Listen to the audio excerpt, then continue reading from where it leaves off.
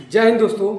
आज का हमारा टॉपिक है ब्रूड कोष। इसके पिछले वीडियो में मैंने बताया था ब्रूड पोष। ब्रूड पोष पोष मतलब जो ब्रूड को भोजन दे रहा था। आज हम लोग जानेंगे ब्रूड कोष क्या होता है, यानी कि जो खाली स्थान होता है जहाँ ब्रूड पोष और उसके अंदर ब्रूड बनते हैं। तो आज हम लोग उसके बारे में जानेंगे। हमारा मेन टॉपिक जो रहेगा, हमारा मेन टॉपिक रहेगा बीज। यहाँ पे हम जो पढ़ेंगे बीज यानी ब्रूड जो है हमारा मेन टॉपिक रहेगा। तो चलिए यहाँ से हम यहाँ तक पहुँचने के लिए पहले हमें इसको समझना पड़ेगा, तब जाकर हम ब्रूड समझ पाएंगे। तो पहले जान लीजिए ब्रूड कोष क्या होता है। तो ब्रूड कोष जो होता था एक खाली स्थान रहता था जिसमें क्या होते थे, ब्रूड पोष और ब्रूड बनते थे। तो यहाँ पर देखिए, और यहाँ जो लिखा हुआ है मैं आपको अच्छे से चित्र बनाकर समझाऊंगा। देखिए यहाँ पे क्या है, बीजांड के अंदर स्थित यहाँ 2 बार लिखा गया है, स्थित 7 कोशिकाएं एवं 8 केंद्रकों वाली संरचना जो होती है उसे हम जहां निषेचन होता है उसी को हम क्या कहते हैं, ब्रूड कोष बोलते हैं। कहने का मतलब देखिए यहाँ पर जो है ये ऐसे बीजांड रहता था, ये बीजांड है।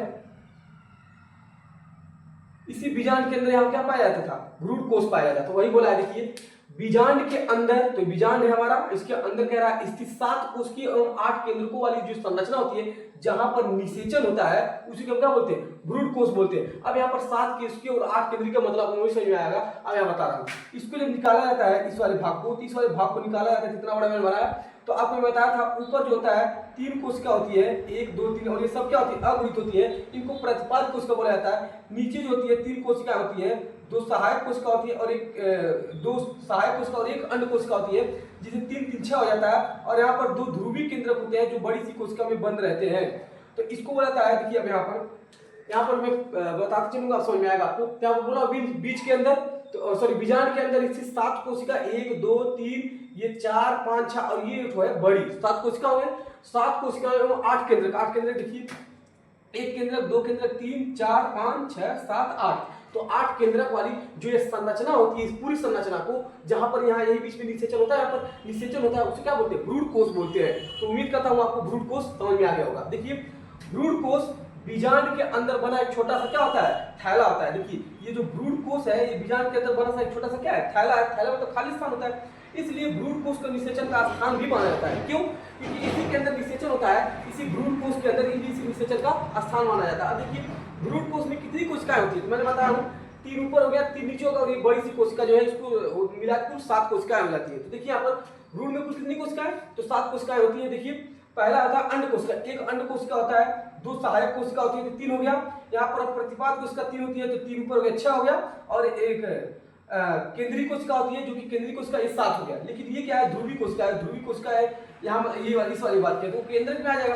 तो हमारे पास कुल कितने, 3 नीचे 3 ऊपर और एक ये बड़ी सी कोशिका, इसलिए 7 क्या होती है, कोशिकी होती है। और 8 है, आपको मैंने बिंदु दिखाया जो कि क्या है, 8 केंद्रीय। इसलिए परिभाषा क्या है, इसी से बना था। अब देखिए यहाँ पर इसके कार्य क्या है, जो ब्रूड कोष है उसके कार्य क्या है। तो पहले देखिए मादा युग्मक को धारण करना। जो मादा युग्मक होता है उसको क्या करता है, धारण करता है। इसी के अंदर क्या होता है, मादा युग्मक अंड कोश का बनता है, इसलिए उसको धारण करता है। अरे देखिए निषेचन का स्थान होना, इसी के अंदर निषेचन होता है, ये भी उसका काम है, निषेचन कराना। युग्मज मतलब जब नर और मादा मिल जाते हैं युग्मज बनाता है। तो युग्मज बनने से सहायता करना, मतलब युग्मज बनने में, यहाँ लिखना है युग्मज बनने सही है। युग्मज बनने में क्या करता है, सहायता करता है। जब नर अंड कोशिका और नर और मादा जब मिलते हैं तो उसका क्या करता है, वही युग्मज होता है, उसी को क्या बनने में सहायता करता है। अगर देखिए ब्रूड कोष बनने में सहायता करता है। ये जो आपको खाली स्थान दिख रहा है यही आगे चल के ब्रूड भी बन जाता है। ये जो ब्रूड कोष बनता है, ये वाला भाग ब्रूड कोष, ये वाला ब्रूड कोष। तो यही जो ब्रूड कोष है ये आगे चल के ब्रूड कोष भी बनाता है, जिससे क्या होता है, इस ब्रूड को खाना मिलता है, भोजन मिलता है।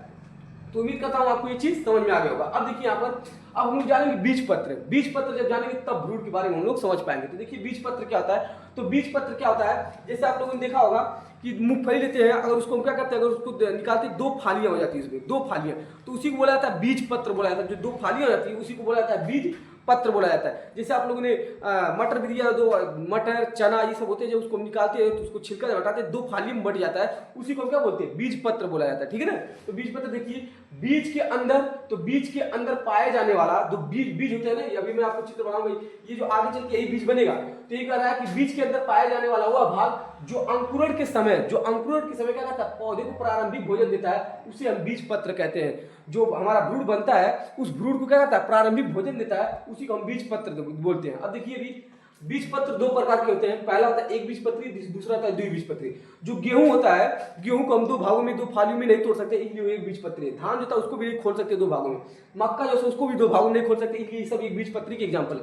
द्विबीजपत्री क्या होता है, जिसमें दो भागों में उनको दो भागों में खोल सके। तो चना होता है, मटर होता है, मूंगफली भी, और भी बहुत सारे ऐसे पौधे हैं जिनको दो भागों में खोल सकते हैं, उसको द्विबीजपत्री बोलेंगे। ठीक है ना। अगला देखिए आप हम जानेंगे भ्रूण क्या होता है। तो भ्रूण क्या होता है मैंने आपको बता दिया, इसी जो होता है यही हमारा जो आगे चल के बड़ा होता है अंड कोशिका अंदर युग्मक जब मिलते हैं तो वही भ्रूण का निर्माण होता है उनमें से। तो देखिए निषेचन के बाद जब यहाँ से क्या हुआ था, यहाँ पर नर युग्मक और मादा युग्मक जब आ गए थे तो निषेचन हुआ था। तो क्या रहा, निषेचन के बाद डायरेक्ट निषेचन के बाद युग्मज से, तो जब निषेचन होता है दोनों जब मिल जाते हैं तो उसी को युग्मज बोला जाता है। जब दोनों क्या करते हैं, क्रिया करते हैं, क्रिया करने के बाद यानी निषेचन के बाद युग्मज से बनने वाला छोटे पौधे का प्रारंभिक रूप, यहाँ पर जो छोटा सा पौधा बनता है निषेचन के बाद वही बोला, तो उस पौधे का प्रारंभिक रूप यानी छोटा सा जो होता है उसका प्रारंभिक रूप ही क्या कहलाता है, भ्रूण कहलाता है। तो मैंने आपको बता दिया भ्रूण कहाँ होता है, भ्रूण यही बनता है, ये पौधे का छोटा रूप होता है जो अंकुरित होकर फिर क्या बनाता है, फल बनाता है।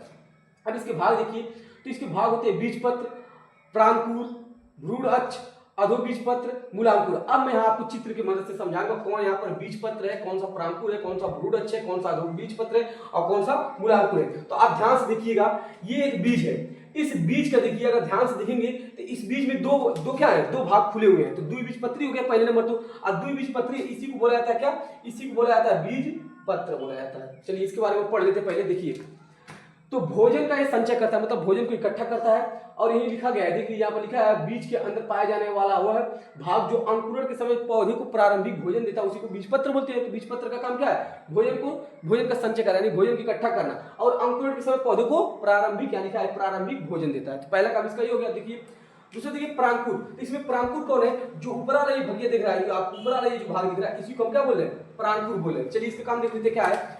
यह भ्रूण का ऊपरी भाग होता है। देखिए भ्रूण का क्या है, ऊपरी भाग होता है, और आगे चलकर यही तना और पत्ती बनाता है। यही से चल के क्या होता है, आगे तना और पत्ती बनते हैं, इसलिए ये क्या है, प्रांकुर है। अगला देखिए क्या है, भ्रूण अक्ष। तो जो ये आपको दिख रहा है ये वाला भाग, ये है भ्रूण अक्ष।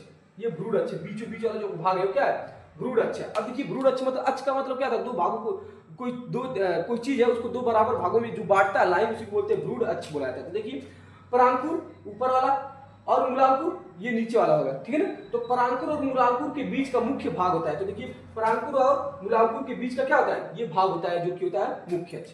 अब देखिए अधोबीजपत्र क्या होता है। तो यहाँ पर देखिए ये वाला जो भाग होता है, ये वाला, इस भाग को बोला जाता है अधोबीजपत्र बोला जाता है। ठीक है ना। तो देखिए अधोबीजपत्र जो यहाँ पर है, मूलांकुर के ऊपर जो भाग है उसी को बोलते हैं अधोबीजपत्र। तो ये देखिए क्या होता है, ये बीजपत्र यानी कि ये दोनों बीजपत्र और मूलांकुर के बीच का भाग होता है। तो ये क्या बोला है, बीजपत्र, और ये मूलांकुर के बीच का, देखिए बीजपत्र और मूलांकुर के बीच का क्या होता है, भाग होता है अधोबीजपत्र। और ये क्या करता है, तो ये जो क्या करता है, इसको अधोबीजपत्र जो होता है ये इन दोनों को क्या करता है, जोड़ने का भी काम करता है। देखिए यहाँ पर बीचों बीच में इन दोनों को जोड़ने का भी काम करता है कौन, अधोबीजपत्र। और देखिए क्या करता है, अगला पार्ट जो है हमारा मूलांकुर है। तो ये वाला जो भगिया बच गया सबसे नीचे वाला, ये जो भाग बड़ा सा भाग दिख रहा है इसी को बोल रहे हैं मूलांकुर। ये देखिए क्या करता है, यह है भ्रूण का निचला भाग है। तो देखिए भ्रूण का क्या होता है, निचला भाग होता है। आगे चल के ये क्या करता है, जड़ बनाता है। ये आगे चल के जड़ बनाएगा, ऊपर वाला तना बनाएगा। ठीक है ना।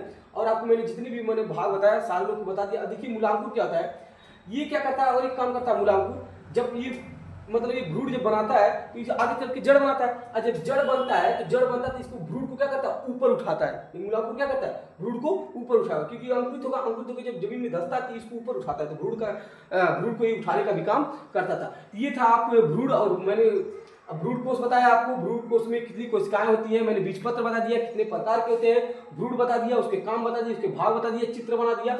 अब अगर आप लोगों को कुछ भी अगर डाउट हो तो प्लीज़ कमेंट करिएगा। और उम्मीद करता हूँ कि ये वीडियो आपको अच्छा लगा होगा। तो प्लीज़ लाइक शेयर सब्सक्राइब कर देंगे। जय हिंद।